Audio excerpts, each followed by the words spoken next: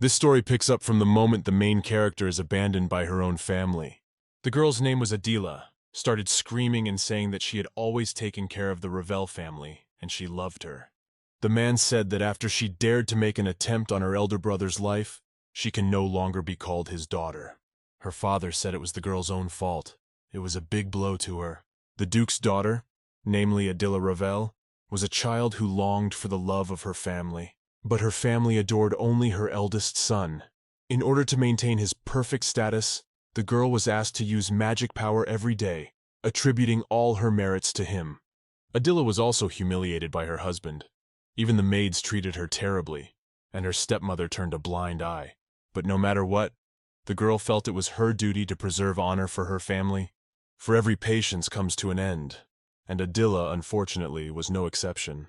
After all these horrors, the protagonist got into black magic because of the attempted murder of her older brother. She was executed by her own father. And the main problem is that after her death, the girl who read the story was reborn into this unfortunate main character. And she has to find a way out of this trap in order to save her life. She doesn't understand how she got to this point. Adila was being pestered by the maid as usual. She got a little overzealous, which caused the protagonist to slam her face into the wall. And at that moment, her whole past life flashed before her eyes. The flood of memories was so strong that she couldn't stand it and lost consciousness. When Adila woke up in her bed, she realized that no one had even called for a healer, despite the fact that she could have been seriously injured from such a blow. No one cared. At that moment, a maid came into her room and asked her if she was awake. She is 13 years old and she has not learned to walk. It's very unfortunate. She asked, how is she not ashamed to be so clumsy, being the daughter of the Ravel family? This maid's name is Fauna. In fact, it was better not to cross paths with her, because she was the biggest bully among the maids. A scary woman, in a word. In fact, until that day, Adila did not remember anything about her past life. But now she has remembered the whole plot of the novel and knows what awaits the heroine in the future. The girl knows for sure that she will never get love and compassion from her family. But then suddenly Fauna said that actually she had brought breakfast for Mistress. She then gave a plate with moldy bread on it and said that she thought such a young lady would be satiated by it. After that she added that the girl after all should realize that the disgrace of the Ravel family cannot demand a normal meal. She is only worthy of slop. But at that moment Adila thought that she had only recently remembered the entire plot of the novel. But she wouldn't take it anymore. After that she got up from the bed. She was very angry, so she started to approach the maid. Fauna at this moment asked what was wrong. Is there nothing for the mistress to answer? The maid said she thought so, because a lowlife like her should. But Fauna didn't have time to finish her sentence because Adila immediately pounced on her. A great shout came from their room. Then the maid ran to the lord of the manor. She was very much alarmed. When the man saw her, he asked her why she was making so much noise. What had happened to her? The maid replied that Lady Adila had gone mad. At that time the maids opened the doors to Adila's room. The girl asked the maid what was wrong. Is there nothing to say? She is her mistress, so she generously gives her her breakfast. But Fauna tried to shove the girl off her when the girl asked, does she dare to refuse it? The maid started screaming and apologized. She said she didn't mean to be rude, but at that moment moldy bread was in her mouth. Adila, satisfied with her deed, got off the girl. The maid started screaming and asked why the mistress had done this. Then she asked, what was the big deal? She had just shared her food with her maid. Adila asked, does her food taste so bad? After that, the girl laughed and said that she was such a good girl after all, even helping her maid and feeding her. She was actually hoping that after this wonderful performance, she would just be kicked out of her family and live as a commoner. It was the perfect plan for her. She wants to do whatever it takes to avoid a bad ending. After this incident, when the father of the family saw this, he immediately called a family meeting. The man looked at his daughter and asked what that was even about. But Adila replied that her father dared not condemn her, for she had just repaid the maid who always fed her with slop with the same coin. The father was surprised and asked if it was slop, but the daughter replied that everything was right. Apparently he was not interested in how his beloved daughter lived. But the man was angry. He slapped his hand on the table and asked how dare she complain. Her brother suddenly intervened and said that she didn't have magic and couldn't even sword. and a scum of the earth like her didn't deserve any more treatment. Servants need to relieve stress, unlike her. They work hard, so the girl should be grateful that they show her some care. His father said he was overdoing it, but Sharon protested and said that she was the reason they were all ridiculed in high society. A woman heir to a great magician who can't even do magic. Sharon said he was not going to condescend to her after this. Adila thought that's right. She is a disgrace to this family, so the head should be the head. Her older brother Sharon, except it was all because of the woman now sitting next to them at the table. Adila's mother died in childbirth, and her stepmother, Medina, took over the role from the wife of the head of the Ravel household. She wanted her son to be the head of the Ravel family. But a girl stood in her way, and from childhood she had been told that she was not fit to be the head of the family. Medina once said that didn't mean she couldn't be useful to them. She could help her older brother. The girl said that if she didn't stand out and use magic, her father, her older brother, and herself would love her. And the girl had no choice but to believe this woman. After the death of her mother, everything changed. No one was merciful to her, and her father forgot about her existence. Everything began to control the stepmother, who took advantage of the weakness of a lonely little child. And Adila was just an ordinary girl who longed for love from her family. But then suddenly the girl turned to her stepmother and said that she thought it was time for this play to end. Sharon and Medina herself were very surprised. The girl asked what she was even talking about in such a... Then Adila came closer and said that she was forbidden to use magic.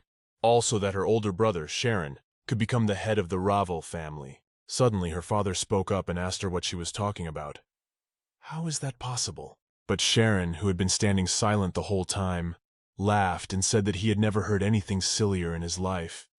And Adila must have really lost her mind. Afterward they went outside, and the brother said that if she really could conjure, let her destroy the largest oak tree in their garden with her marvelous magic. And at that moment Adila used the full power of her magic, and of course destroyed that tree the first time. All the family members were shocked. They stood there and just stared at the girl in silence. Then Sharon stepped closer to her, bowed, and said that he took it all back, and he was guilty after all. This is how Adila got her first apology from her older brother, and it was quite sincere. When they got back to the manor, the girl told them to now apologize to her in a friendly manner for treating her so horribly. But neither stepmother nor father answered anything. Then, after a little thought, the man said that he hoped Adila had not begun to study dark magic. Then he would understand why she had begun to hide her abilities. Medina at this point picked up on it and said that it definitely must be. She had hidden her powers because she had resorted to studying forbidden power. But at that moment, Adila used magic to splash water in stepmother's face. Afterwards, she told her to remember. Every time she said the obvious, she would throw water on her. Afterwards, she said that she had not learned any forbidden techniques. It was her stepmother who had silenced her all this time, that she had strength, and that she was at least capable of doing something. Adila at that point literally rubbed it in their noses, that she can control magical power. Those idiots still think she has something to do with dark magic.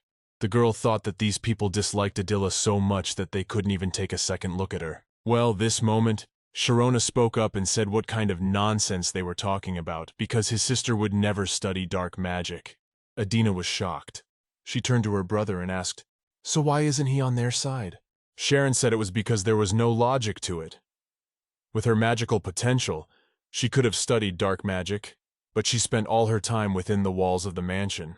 He then turned to his father and told him that if he continued to insist on his own way, he would appear a true fool. The girl asked, "But why on earth would he think that?" Sharon explained that in order to study dark magic, you need books, which this house did not have. The maids wouldn't buy her anything like that. Then they conclude that the Ravel family has been hiding books on the dark arts in their house. The parents competed, and Sharon replied that you have to be so stupid to bury yourself in such a way. Adila got very excited. She immediately ran to her brother for a hug, but the man answered her not to misunderstand him. Sharon said he's just putting the prosperity of the Ravel family first, that's all.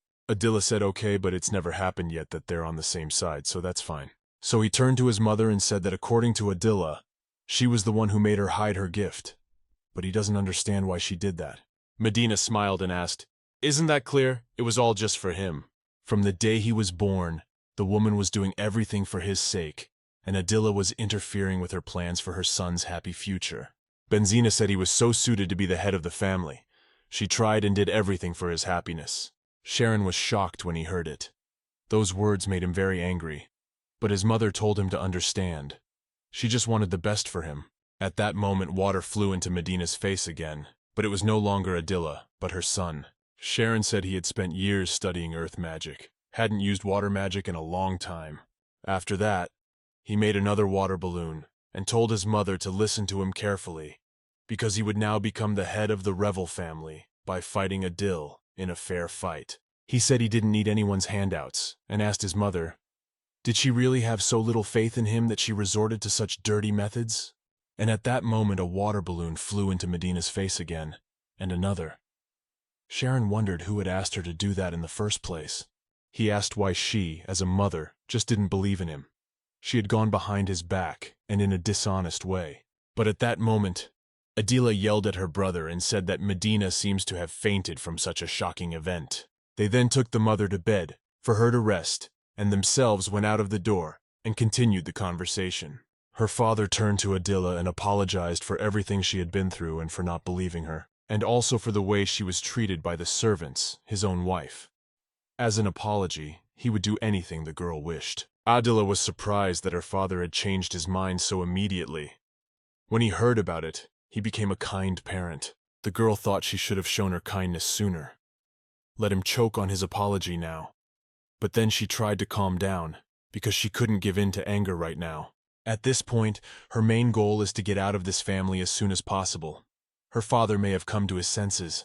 However, after all that Adila has been through, she has no intention of forgiving them.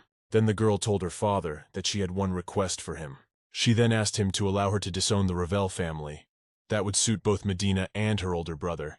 He would be the next head of the family. Everyone in high society thinks she is talentless, so it will not affect the reputation of the Revel family. At this point, the father sighed heavily and said he was refusing. Adila was surprised and asked how that was so. He explained that he wasn't going to kick out his own daughter, especially when she had such great magical potential. This made the girl very angry, but then suddenly Sharon intervened in the conversation and said, "Wow, she wants to." Then he asked if she had thought of her fiancé, namely Duke Beck. The girl looked at him in surprise. It took her a long time to remember which other Duke she was talking about.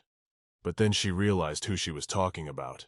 But then she remembered that she was now 13 years old, which meant that he would be breaking in on her at this time in her life.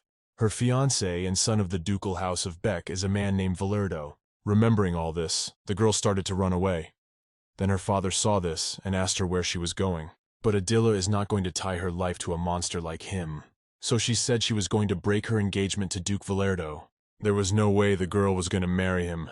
The father was shocked when he heard this. After this statement, her father locked her in the room. Adila knocked, trying to get out, and told her father to let her out now. Well, the man said he couldn't let her come to Beck County and glower at her. He said if he did, she'd kill Valerdo with her magic, wouldn't she? The girl, trying to use magic to open the door, asked how he guessed she was going to do it. Her father asked why she disliked him so much. As far as he could remember, she had never met him, not even once. Adila said it was because he was a disgrace to his family, and they decided to make a dark pact with the Beck family, coming from a family of the strongest swordsmen, who doesn't care about anything in this world. All he does is idle forever, and has no care for other lives. That's who Valerdo Beck is. Adila said the useless daughter of the Revel family and the talentless son from the Beck family. Yeah, they'd be perfect for each other. Then her father tried to calm her down. He said that of course he understood that she was at that age and hormones were punishing her, but that it was better for her to stop being nervous. The girl was indignant and said that she was not going to calm down. Then the father apologized and said that first let her calm down and they would talk about it again at dinner in the evening. The girl had no choice, so Adila lay back on the bed and thought that everyone, of course, had found out about her powers. She didn't give a damn about her as she was now. Having magical powers wouldn't change anything. Then suddenly she caught a glimpse of a window that wasn't far away, and a brilliant idea came to her. She thought that since he didn't care what she said from here, she could ignore his inhibitions in return.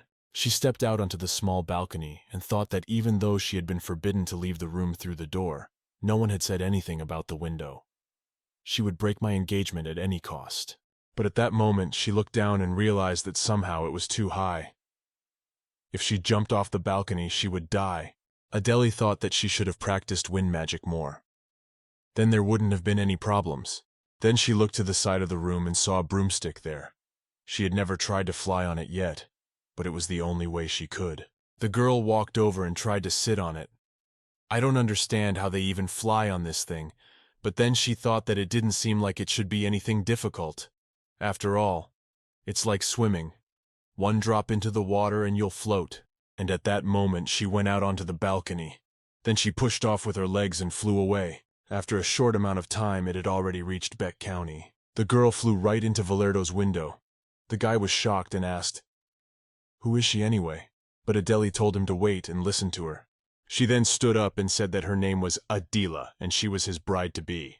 Valerdo was very surprised and asked, "Is she really the talentless daughter of the Ravel family?" And at that moment, he swung at her and tried to hit her.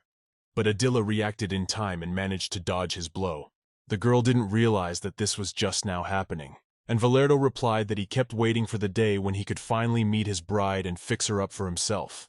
Adela just stood there looking at him when the man asked why she wasn't answering anything.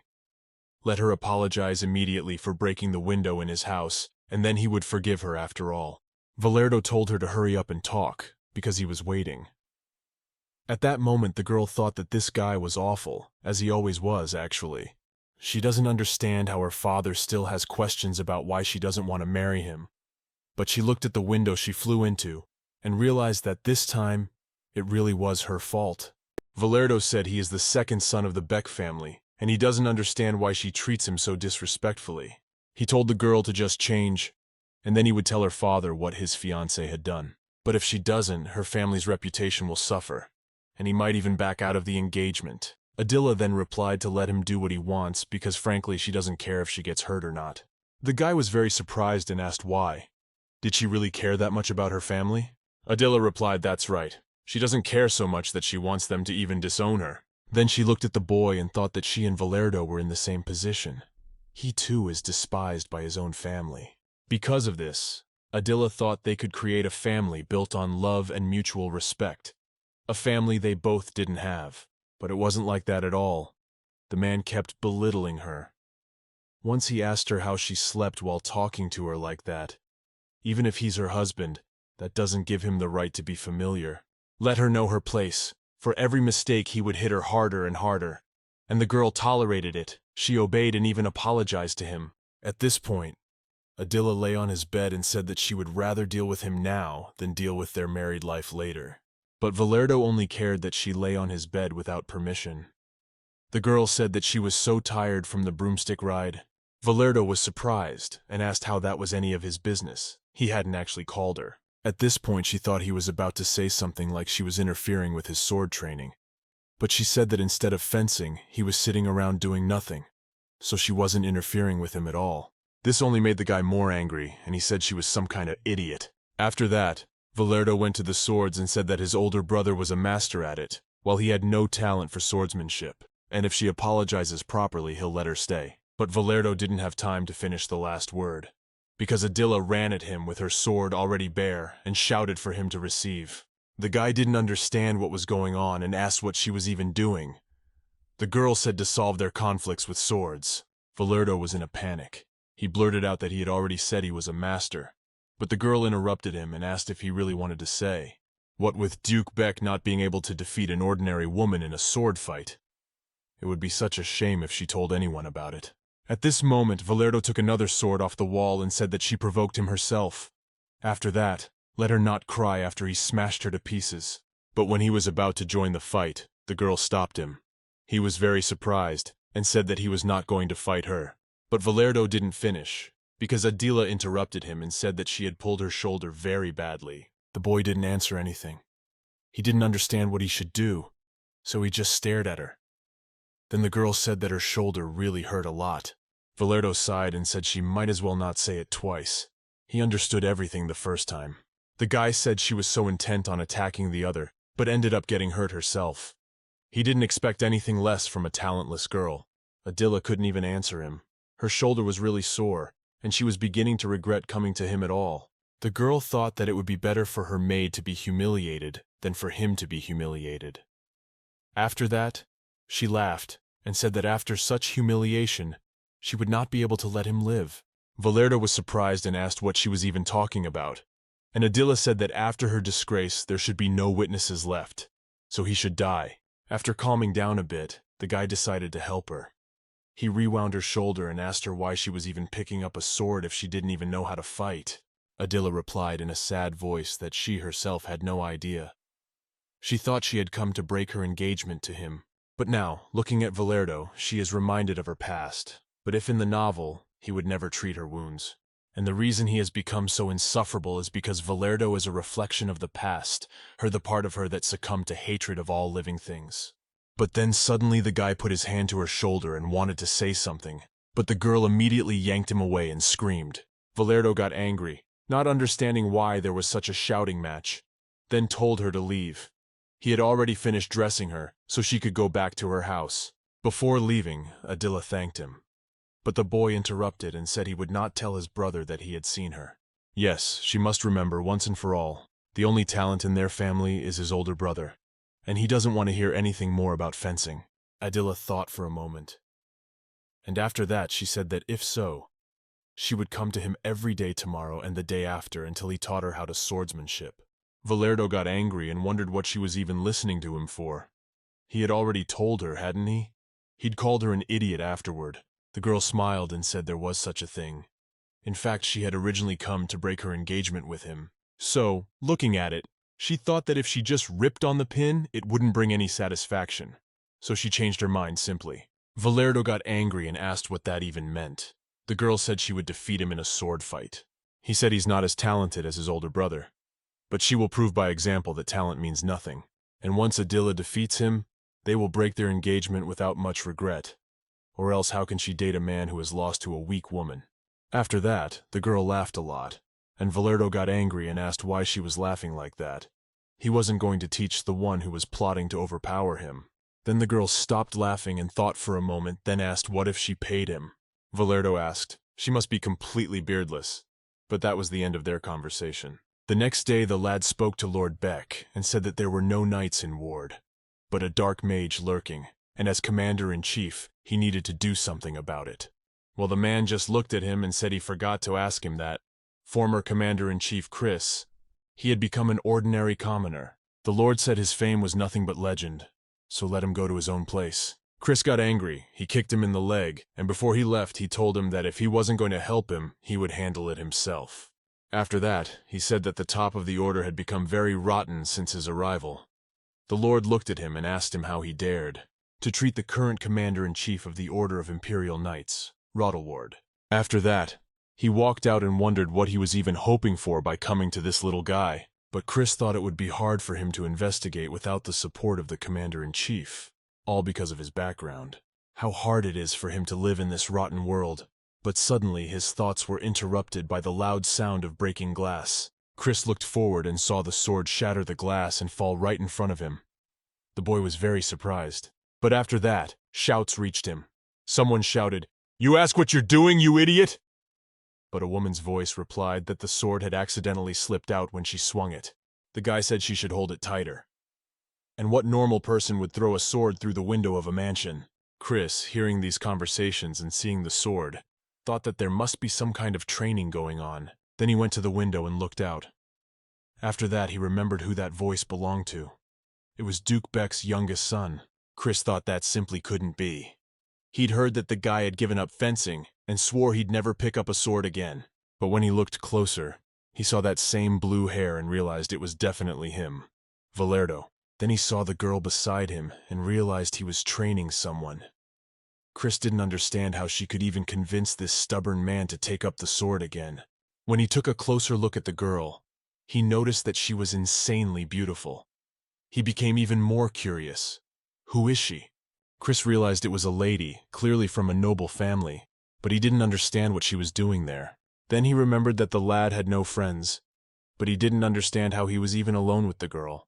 Chris would rather believe in the end of the world than the fact that he was finally able to be friends with someone.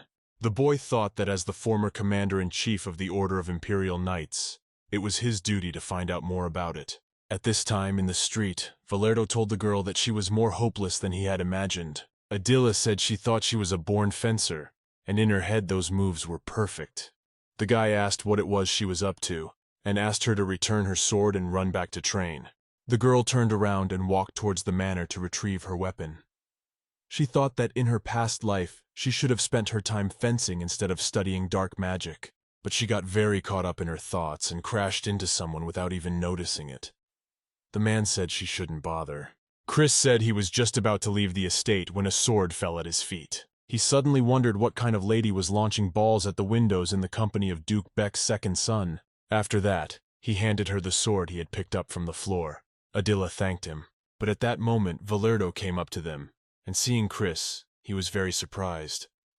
At that moment the boy replied that they even said their names in chorus. The girl thought he was the past commander-in-chief of the Imperial Knights, after all. He didn't appear much in the novel, but she remembered him from the illustration. Valerdo said that if he's here, he must have met with his brother Rode. Chris replied that that was right. He exchanged a few words with him. But then suddenly the boy interrupted him, and he said that the former commander-in-chief, who had taken money from the treasury of the Knight Order, was also accused of violent acts against commoners, even blackmailed his own subordinates, which got him kicked out in disgrace. After all his deeds, Valerdo clenched his sword tighter at that moment. After that, took a swing at Chris and asked how dare he show his face to his brother at all. But Chris reacted calmly. When the sword was already near his face, he stopped it with his fingers and said that it was rude to come at a man with complicated accusations. They were very surprised to see that Chris just picked up and stopped the sword with just his fingers. Chris said that he was usually a commoner, but they were noblemen and had put their sins on him. Then he took the sword from the boy and took a swing at him himself, saying that his brother had offered him a deal. Either he would be killed to shut his mouth, or he would resign from the order himself. Chris replied that he didn't have much of a choice, and now he not only had a lot of false accusations pinned on him, but also had to leave his favorite job. Valerdo laughed and said that he was a good fighter after all. The girl was surprised that he had insulted him and now he was praising him. She reflected that, to be honest, she didn't know much about Chris. Adila had never met him once in the novel, and that wasn't surprising, actually. After all, in the plot of the story, the girl teamed up with dark magicians who wanted to seize power in the country, and for this, she was sentenced to death. They were told, after all, only wanted to free innocent people from the oppression of the craven monsters that rule this country. Though maybe they don't deserve to be saved. The organization of dark mages began to manipulate the desperate Adila and began to use her as a pawn. No one questioned why she had succumbed to Chris's evil. After all, just like her, she was falsely accused and stripped of everything. The girl thought, maybe he isn't as bad a man as they say he is. Then Chris took her hand and asked my lady who she was to the second son of the Duke Beck. Valerda said angrily that she was his fiancée. He then slapped him on the arm and told him to get his rake away from her quickly. The girl sighed then and said to be allowed to introduce herself. Her name was Adila Babel, and she was pleased to make their acquaintance. After that, she did a sort of curtsy. Chrissa, hearing this, was very surprised. He asked, "Is she really a descendant of a great magician?" After that, he said that she had a lot of questions. Chris asked why a girl of such a noble family was given away for such a mediocrity. He doesn't like people and can't do a damn thing. Valerda got angry and told him to shut up. Chris asked, also, why would she need to learn swordsmanship since she's a mage? But then he was suddenly interrupted. The Lord came out and asked what was going on. Everyone was very frightened because they didn't expect to see him. But Lord said he came out of his office and found that someone had broken a window, and in the process he found the culprit. The rude man who kicked him in the leg, his talentless younger brother, and must be his brother's fiancée. At that moment, Adila looked at the man and realized him. It was because of this man that Valerdo would become a terrible tyrant. The commander-in-chief of the Order of Imperial Knights and Valerdo's older brother, a guy named Rodolvard Beck. The guy turned to all three of them and said he hoped none of them were hurt. But the girl was surprised and asked what he meant by that. Then Rodolvard said that he had already said that someone had broken a window on the second floor, and he thought they were doing something traumatic here. The guys who were standing behind Adila looked at each other. After that, they ran up to the commander-in-chief and started talking. Valerdo told his brother it was her. She broke the window with her sword. Chris agreed and said that her actions could have even gotten someone hurt. Adila thought that these two could have just kept quiet, rather than slinging mud at her. Then she ran up to the gentleman and apologized. She confirmed that, just like his brother said, she was the one who broke the window. But it was completely accidental, and she would accept any punishment for what had happened. But then all of a sudden Rodelvard said to hold her head up and not to worry. Everyone can have such mishaps, it's quite normal. They are human beings after all. The girl was shocked. She thought, maybe she was just mistaken and Big Brother Valerdo is actually kind. The man continued and said that this incident proves that she just doesn't have any talent for fencing, that's all. Adila was shocked when she heard this, for she almost believed that he was not as it was written about him. But then Rodelvard turned to his brother and said that this girl was just like him. No matter how hard they tried, they would just be wasting their precious time. They wouldn't succeed anyway. He turned to his brother and said that he didn't understand why he had even taken up the sword again. The man, however, asked not to do it again. You shouldn't listen to the words of others, even if it was his fiancée. He whispered to his brother that he had told him many times that he was a completely untalented swordsman, and he had no chance at all to learn the skill. And instead, it's better to let him spend his time on something more useful, something that will bring some result. Adila overheard their conversation and she didn't understand what was going on. So she turned to the commander-in-chief and asked what he was even saying to his own brother. Chris didn't expect her to enter the conversation, so he was surprised. The girl continued and asked why he was the one who decided how Valerdo should live. It's only his life and worthless another, and he has no right to tell him what to do. Rodelvard replied that he knew his brother better than anyone else, so she wouldn't understand. But Adila said, what if he knows everything about him perfectly well? He should have realized by now that Valerado is acting like an idiot because of his loneliness and alienation. But his brother replied that he understood it perfectly well. When he was in a bad mood, he became too capricious and vain a boy. Valerdo was just in shock when he heard all this. He didn't understand what was even going on and why they were saying these things about him. But they didn't stop. Adila said, what else? He would never pass by a wounded man no matter how he felt about him. His brother didn't give her a head start either, and said that every time he sees a stray cat, he pretends he's not interested. After a couple minutes, she's already bringing it food and trying to pet it. Adila said that he likes beautiful things. Then the man replied that when he eats, and he always starts eating vegetables instead of meat. And after a few minutes of such an altercation, Adila said that since he really knew everything about him, why? But she didn't get a chance to finish. Rodelvard interrupted her and said it was because he knows how hard his little brother tries to be her, and he can see that he has no use for it. Come on, if he keeps this up, he'll end up getting smashed for his own weaknesses. There was a brief silence afterward, interrupted by Chris. He sighed. After that he came to the girl and apologized to her, saying that it was impossible to change the stubborn man's mind. Even though he seems like a cold person from the outside, he is actually very considerate of people, especially his younger brother. Chris then turned to the commander-in-chief himself and said that since he was so attentive, let him find the dark mage who was hiding in the order already. But Rodelvard interrupted him and asked, how many more times does he need to be told?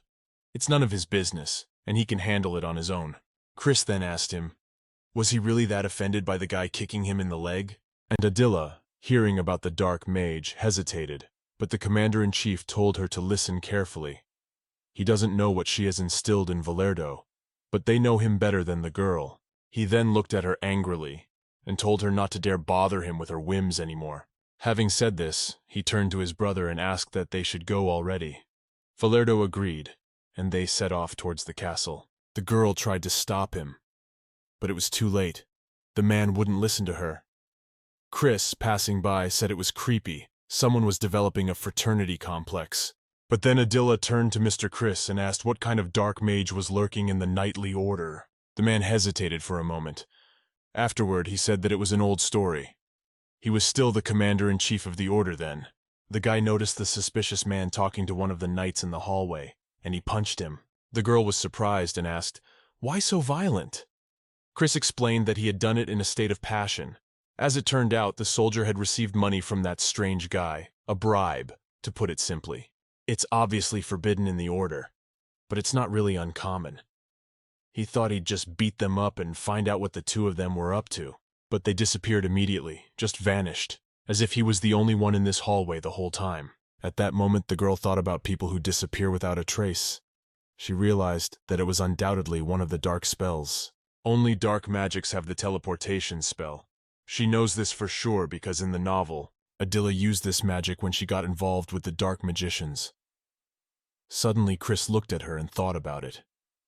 She went into her thoughts as soon as he talked about dark magic. He also thought that she might know something. Chris then turned and said that he was actually sure that the dark mage had infiltrated the order for more than just this incident. Yeah, like Rode had said, outsiders were better off staying out of it, and he'd already told her plenty of things. Adina, realizing that he was getting off the subject, said that everything was fine and that he could tell her everything. She wouldn't tell anyone about it. At that moment, the guy thought that she didn't even hide her curiosity, but Chris doesn't think she's connected to the dark magicians in any way. She's more concerned with her relationship with that little brat than with the problems in the Empire. Suddenly he thought about it and realized that this was his chance. If Chris could get this girl involved, when he gets support from the nobles, he'll need it in his investigation. And considering she's the daughter of the Ravel mage family, then catching the dark magician would be easy. So she turned to Lady Adila and said that he was certainly very uncomfortable asking, but he has no one he can rely on, and asked me if she would do him the honor of catching the criminal and saving their empire from evil. Adila looked at him and said in a cheerful voice that yes, she would definitely help him in this matter. Chris loved it, because he's going to use this girl's status and power to accomplish everything he's planned. At this moment, Rhodey and his brother had already entered the manor. He said that Lady Valerdo was very surprising. They said that she was quite silent and a homebody, but it turned out that there was a lot of trouble in a quiet world. The brother agreed with him, and afterwards said that Mr. Chris had told them that he had resigned at his brother's request. Valerdo asked him if there was a good reason. He wanted to save you from something, but his brother said firmly that it was none of his business. He then asked how many more times he needed to be told before he finally understood the problem of empire and chivalry. None of this should bother him at all. The guy patted him on the head and told him he would figure out for himself whatever was required of him. It was for Valerdo to be a good boy and obey his big brother.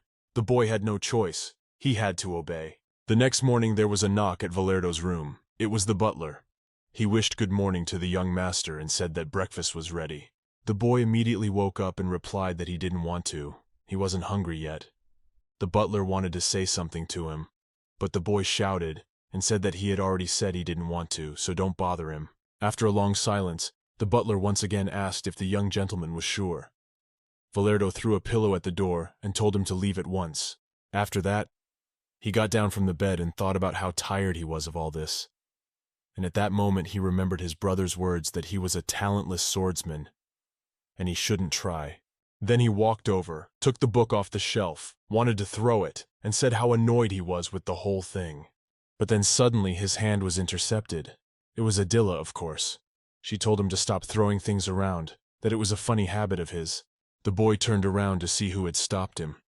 When he saw the girl, he was very scared. He asked what she was doing here. Adila replied that it had only been 2 weeks, and why was he so surprised at her visit? But the girl was surprised and asked what she meant by what she was doing. She had told him that until she defeated him in a duel, she would come every day. Valerdo laughed and wondered where she had been for so long. It had been 2 whole weeks since that day. Adila replied that it wasn't her fault at all. His brother had forbidden her to appear in their duchy. Valerdo was surprised and asked what he meant by forbidden. The girl said that Mr. Rode had apparently told all the guards in their mansion that she was some kind of scandalizer. That's why no one wanted to let him in. However, she had spent 2 whole weeks to master the magic of flying on a broomstick. The guy was surprised and asked, so she meant to say that she had illegally infiltrated the duchy with the help of magic. But without waiting for an answer, he said that somehow he wasn't even surprised about it. But then he asked, does she really mean to say that she mastered the magic of flight in only 2 weeks? Adila replied in a cheerful voice that yes, it was indeed difficult at first, especially balancing herself on her broom, but little by little she learned. But Valerdo here suddenly shouted, calling her an idiot, and said that here he understood everything. That's the difference between them and each other. She'll never be able to understand what it's like. I mean, she was born talented. Buggy gave it to her in no time. Yes, she even started fencing out of boredom. Afterwards, he said to her, "Did she do all this? She did it on purpose, didn't she?" He said she started fencing just to make fun of what a talentless swordsman he was. But the girl interrupted him and said it wasn't true. Adila replied that she had taken up the sword to defeat him, to mock in a fair duel how talentless her fiancé was and how much stronger she was than him. At this point, the guy thought she was starting to move a lot faster than she had during their sessions. Adila, seeing his frightened face, asked if he was really surprised. These 2 weeks she was also practicing fencing with Mr. Chris. Valerdo was very surprised and asked how it was with Chris. I mean, all those wounds, did he do that to her? The girl explained that they were just battle wounds. He made a ruthless trainer, as it turned out. The boy was surprised and asked, had she really asked to train him in order to fight him in a fair duel? Adila replied that everything was absolutely correct. However, that wasn't the only reason why she was doing it, truth be told. She decided to clear Mr. Chris's good name, and to do that she needs to join the Order of Imperial Knights. Valerdo was surprised and asked, let her be honest. Is she an idiot or just pretending? Well, the girl ignored it and said that he too believes that Mr. Chris is not guilty of the Horde. No dark mage is hiding and they need to catch him as soon as possible. So if they teamed up, they could catch him faster and all together. But Valerdo was adamant that no, he didn't understand. Why they would help him, it's just nonsense. That then, after not only silence, he also said that he didn't want to anger his brother even more. The girl was surprised, but then said that she understood that this case was dangerous enough, and she wasn't going to force such a thing on him. After that, she flew out the window on her broom. Valerdo was surprised and asked if she was leaving already, but then said she might not come back. Adila turned and winked at him and told him that he wouldn't wait. She would fulfill her promise and pester him for a long time to come. Even if he tried to put a magical barrier on the room, she'd get him from under the ground. Finally, she said, "See you later," and flew away. Valerdo was shocked by this girl. He thought she was good at magic too, and mind you, she took to it despite being injured all the time. But then suddenly he wondered and asked himself why he was so worried about her. Adila thought as she flew that it was a pity she hadn't been able to persuade him. But Valerdo had nothing to do with dark magicians in the novel, so she decided it might be for the best. Even though they had not seen each other for a long time, he looked terrible. She wondered if Mr. Rhodes' words had tormented him so much. After a while, the girl returned home and thought that before the rebirth she definitely did not have such a talent. It could be said that she was just lucky. She said the last phrase out loud. But then her brother interrupted her and asked her what her luck was. Sharon said she never thought she'd be interested in hanging out with boys at that age. And it turns out she has been in the Duchy of Beck all this time. She's even there so often that Lord Beck has complained about her. Her brother said they were beginning to think she might actually want to break off her engagement to the Duke. Her father would be so happy to know that things were mutual. Adila was a bit even confused after saying that, but asked if he couldn't think of a better joke. After that she asked, and what in the world he was in her room for, pointing her finger at the door for him to leave.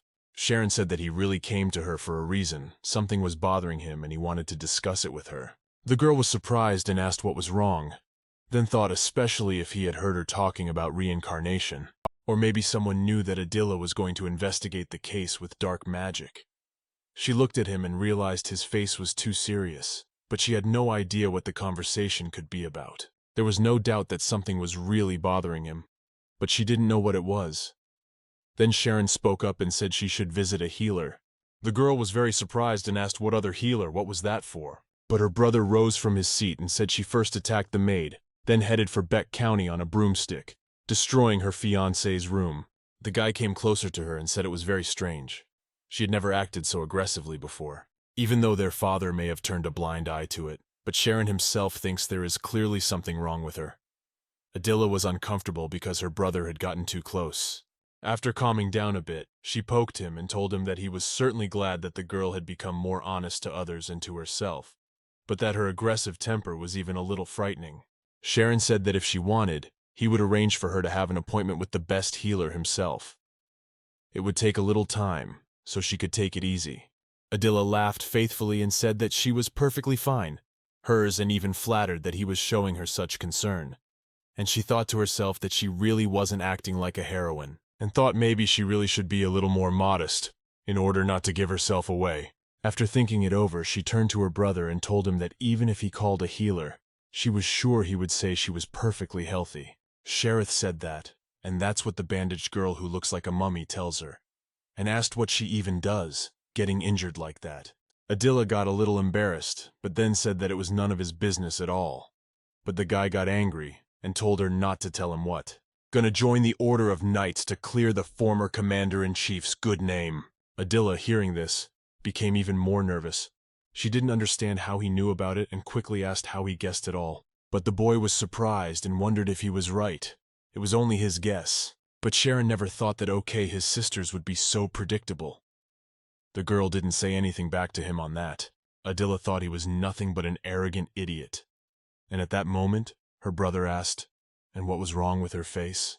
Shareth explained that she had suddenly started fencing. It could be understood by looking at her calloused hands and battered appearance, plus the incident in Beck County. It was rumored that the former commander-in-chief was there. He thinks it was Carrie's who became her swordsmanship teacher, but he wouldn't do the job for free, and she didn't take money from her father. So he made a deal with her. When her brother asked if it was true, the girl shouted that it wasn't at all, and in general, it was somehow suspicious that he was following her. How did he even know that Mr. Chris had been falsely accused? But Sharon sighed and said that it was all obvious. There were rumors that he wasn't guilty, and that only the highest ranks of the order were to blame. A recluse like Adila knows nothing about the world. Mr. Chris loved his job and gave his all to the service. Everyone in the order disrespected him, and people love an excuse. And they would spread foul rumors and revel in other people's misery like rats in a plague. Sharon asked if she could see. He was on a completely different level compared to her. The girl asked Riley if he would die, if he stopped lowering his sarcasm through every sentence. But the guy ignored it and said that in addition there were rumors that something wrong was going on in the order. Adila asked. He had heard it from his father. But Sharon replied that these were just common rumors. They could be just rumors, or they could be true. Then he asked what his sister was going to do in the Order of Knights. Adila was frightened. She didn't know what to say to him. Should she tell him about the dark magician? She didn't have any proof. And Mr. Chris could be imagining things too. Yeah, she doesn't know if her brother will believe her. But then suddenly Sharon comes closer to her and tells her to do things differently. He told his sister that if he won the duel against her, the girl would tell him everything. Of course Adila agreed, and after that they went straight to the duel. But things weren't as smooth for the girl as she thought they would be. Sharon threw her back into the wall. She immediately screamed and said she was in so much pain, and the guy replied that fencing had always been his weakness, but defeating her was even easier than he had thought. She turned to him and asked him if he wanted to kill her. His brother said he was just taking her seriously. Now that she has revealed her true powers, Sharon is not going to give her any slack. Adila wanted to say something, but he interrupted her and said he won, so let her tell him what she and Chris are up to. He replied that if she lied to him, he would tell her father right away. The girl had no choice, so she replied that she would tell him right away. So they sat and talked that it all went dark. When the girl finished her story, Sharon asked, that is, she must infiltrate the order to find the dark mage. Adila said she is sure that the eldest son of Duke Beck is hiding something. Mr. Chris told her that he and the commander-in-chief made a deal so he could walk away unscathed from this situation. The girl thought that to all the gentlemen of the family she did not at all like it was he who was responsible for Valerdo's changes. But then suddenly Sharon looked at her carefully and asked if she was sure she could handle all of this. He doesn't want her to misunderstand him. Not that he doesn't believe in their early success. But he too wanted to do his own investigation regarding the knightly order. Adila got excited and said that if they worked together, she was sure they would definitely work out, and it would be much more practical and faster. In general, the Empire has a qualifying round once a year. Those who can pass it can join the knightly order as a cadet regardless of their origin. And it's the very day of the tournament. A guy walks into the crowd and everyone immediately starts whispering about him. Some even heard that he's a terrible swordsman, using only dirty techniques. But despite this, he was able to pass the qualifying round, and the examiners even nicknamed him Slum Deer. At that moment, Chris was walking nearby. He stretched and said that he had to kill a lot of time to create a real monster out of this girl. He then turned to Adila, who was in the form of a boyfriend, and told her not to let him down. At this time, the knights in the room were conversing. One of them said that it was the first time someone from the first codex had made such a fuss at the qualifying tournament and fought against a nobleman. Natasha hadn't touched him with his sword, blinded him with sand in the face, and kicked him. One of the boys agreed and said that he had expected to see a bully, but it turned out that he had met a docile fawn. Adila replied that she just wanted to get into the order by any means necessary. Then she said her name was Dio, and they should stop remembering that horrible nickname. Except that the girl hadn't expected that she was making so much noise when she agreed to this adventure. But she couldn't have gotten into the order otherwise. Chris always encouraged her and told her to listen carefully. He was making her the strongest knight right now. The guy explained that since their enemy was lodged in the order, the best option to track him down was, of course, to blend in with the crowd. A girl should infiltrate the order as a first-timer. She would grab this mage by the tail. But Adila was surprised and asked, "Can girls join the order?" Chris replied that of course they couldn't, but they would make a real man out of her. She was shocked when she heard it. She had never expected that. But Chris said they'd disguise her as a boy and no problem. She's still a teenager, so disguising her as a boy won't be too hard. Adila got nervous and said that after all, the qualifying round is very soon, even if she starts preparing right now, with her skills. But Chris at that moment immediately interrupted her and said that her teacher was the former commander-in-chief of the Imperial Knights. She could not worry. He would gladly teach her everything he knew himself. At this point, the guy grabbed her hand, but Adila didn't really like it, so she pulled it away immediately. But Chris went on and said, "Plus, in the qualifying round, her main goal is to overpower her opponent, and in what way is not that important." Adila was actually very scared. She realized that Mr. Chris was actually a scary man, and that's how she became a spy in the order. The blonde guy said that she was going for her goal, and he respected people like that. He said that the girl turned out to be such a nice guy, and he hoped they would be great friends, and that she could safely rely on him. He would tell and show her everything. At this point, she thought he was too close. But the guy moved even closer and said, looking closer, he realized. Adila was already scared and thought she had been exposed. Yes, the guy said he was handsome. Then she calmed down and realized that she hadn't been exposed yet. Then the guy whispered that he had to warn her. Even though you're only boys, but they do get like this, so just let her watch her back. The girl didn't understand and thought, "What else do you mean, such?" Guy smiled and said that the order needed people like her anyway, and he was sure the commander-in-chief would like her. At that moment, some other guys approached them. One of them laughed and said that there was no way she would like her, and the commander-in-chief was valued more for his origin than for his fighting ability. And if you don't have a lineage, that means you're just dust underfoot. At him, the blonde-haired guy turned around and told them to stop spreading gossip. But at that moment, some more men came up to them. One of them said that today the commoners were talking louder than usual. The other said, "What can you take from them? They can only talk." But the first guys got mad.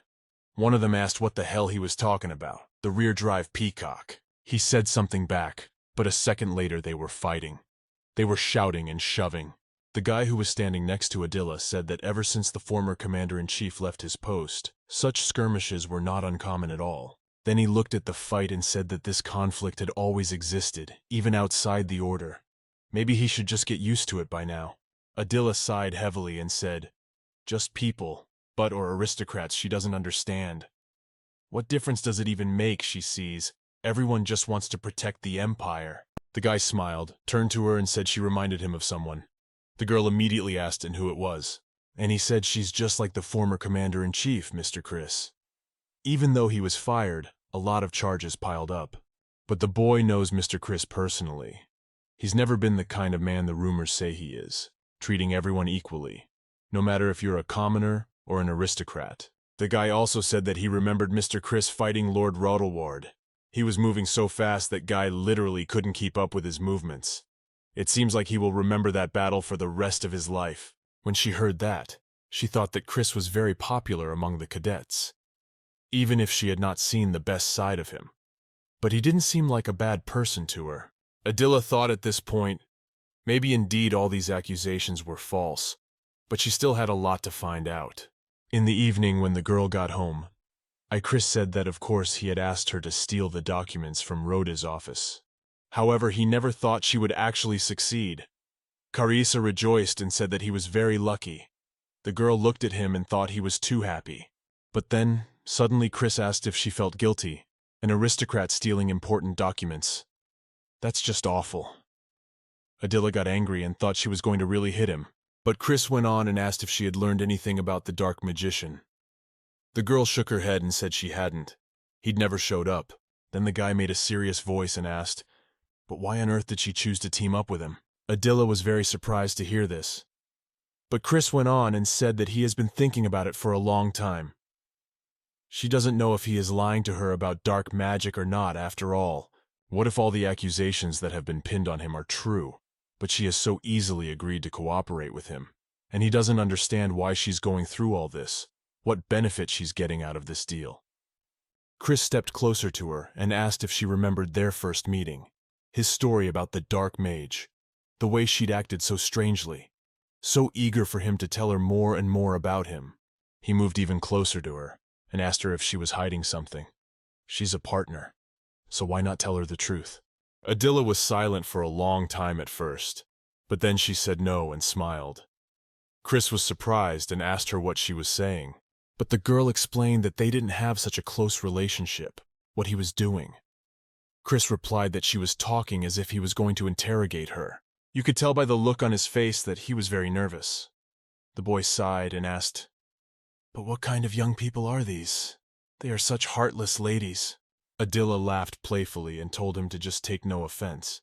In fact, she was insanely nervous. The girl, of course, hides the fact that she knows the whole plot of the novel, and so she really wants to influence him, but she can't tell him that she's moved from another world to this one, and that all of them, the people around her, are just characters in a novel, and if the whole truth be told, he dies at the end. Adila thought so too. She'd be believed. She'd be called crazy if she confessed. At this point, Chris moved away from the girl, sat down in a chair, and said that he still didn't understand her at all. Why would she get involved in a dangerous case where she would risk everything for no personal gain? Adila said that Ravil's family knew from the beginning that he was being falsely accused, and that is why her parents wanted to investigate the case themselves. The girl decided to just steal her older brother's reason, but then Chris smiled and said that, as expected of the Ravel family, they wouldn't believe without the evidence presented. But the guy also said that it was very little to get their daughter personally involved. The girl sighed heavily and replied that he should have more faith in people. Chris said that when he first got the position of commander-in-chief, he was fortunate enough to meet Count Ravel. Then he said that he could guess what all the nobles had managed to say to him today. It was just that people had achieved such heights. He had already heard such congratulations several times this day. However, Count Ravel did not even say a word to him. The boy did not understand why it was so. The Count calmly replied that he did not care about his origin at all. The most important thing to him is results. If a guy could reach this rank, then he could safely defend their empire. Chris, telling the girl this story, said that he turned out to be a cool man after all, much more reasonable than other aristocrats. Adila, when she heard that her father was more reasonable, thought about his words. He thought the girl was practicing dark magic, so he was hiding her abilities. It's a shame he doesn't know anything about his own child. Chris also added that the Count said they'd be on his side as long as the guy was useful to the empire. Unlike the nobles, Chris is an ordinary commoner who lost everything in an instant. He lost his favorite job, his support, and even the simplest respect of the people. The guy sighed and replied that the Ravel family was disadvantageous in society, helping an old man who muddied his dreams of former glory. It's not a worthwhile risk, and he doesn't understand what it's for. But at that moment, Adil felt sorry for him. She went over to the boy and stroked his head.